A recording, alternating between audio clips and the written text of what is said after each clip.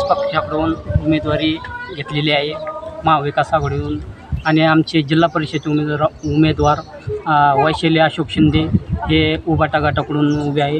व त्याच्यानंतर कुंता सोमनाथ बनसोडे माझी मिसेस ह्या काँग्रेस पक्षाकडून उमेदवारी आहे.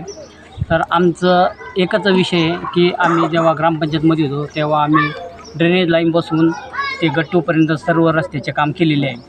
आणि उमेदवारी देताना विचार केलेला काँग्रेस पक्षाने की हा उमेदवार सर्वसामान्य माणसातला आहे, सर्वसामान्य माणसातला आहे. व त्याच्यामुळं काय होतं की शेतकऱ्याचा प्रश्न मोठा आहे, त्याच्यानंतर शैक्षणिक प्रश्न मोठा आहे.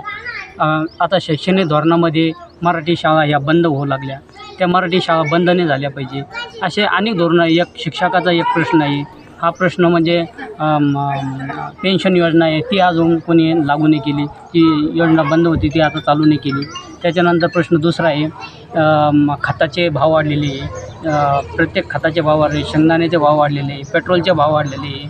त्याच्यानंतर शेतकऱ्याचा प्रश्न म्हणजे सगळं काही तूर असो कापूस असो जे पहिल्यांदा 7,000 भाव होता तोच आता आहे. म्हणजे पेट्रोलचा भाव टिबल चोबल झालेला आहे, खाण्याचं सर्व साहित्य हे टिबल चोबल झालेलं आहे. पण शेतकऱ्याचा मालाला अजिबात भाव नाही आहे, तो कधी वाढणार आहे. पण याच्यामुळं काय होलं, शेतकरी वर्गाचं हे खच्चीकरण होऊ लागलं. आता हे खच्चीकरण होणं म्हणून काँग्रेस पक्षाने मोठे पाऊल उचलले. राहुल गांधी साहेबांनी असो किंवा त्याच्यानंतर डॉक्टर कल्याण काळे साहेबांनी असो, आमचे खासदार, ते सगळ्यांनी असं एक विचार करून हे केलेलं आहे. त्याच्यामुळं सर्व आमचे जे उमेदवार आहे उबाटाकडून काँग्रेसकडून ते सर्वसामान्यातले जाणकार आणि म्हणजे काम करणारे, कुठेही गेल्याचं कोणते मेडिकल, त्याच्यानंतर काही प्रश्न असेल शेतीविषयी हे याच्यामध्ये मांडणारे.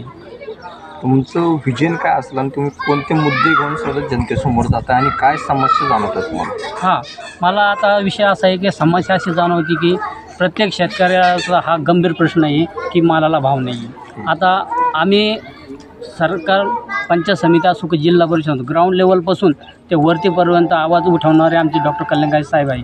तर त्यांना आम्ही सांगणार आहे की आमचे हा प्रश्न असा आहे, तुम्ही ती याच्यामध्ये संसदेमध्ये मांडा. तर हे त्यांच्यापर्यंत गेल्यानंतर तेही तिथं संसदेमध्ये मांडतील.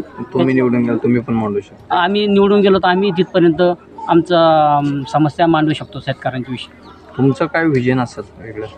व्हिजन आहे की मुलांना शिक्षण पाहिजे, त्याच्यानंतर भरती नाही आहे, ही भरती मोठ्या प्रमाणात झाली पाहिजे. आजपर्यंत भाजपचं सरकार आलं तेव्हापासून भरत्या बंद झालेल्या आहे.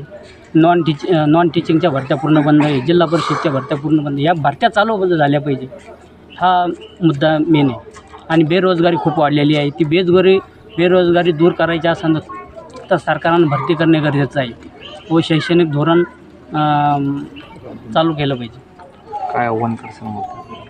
मी मतदानाला एवढंच आव्हान करीन की तुमचा आवाज, सर्वसामान्याचा आवाज समजा लोकांना तिथं मांडायचा आहे.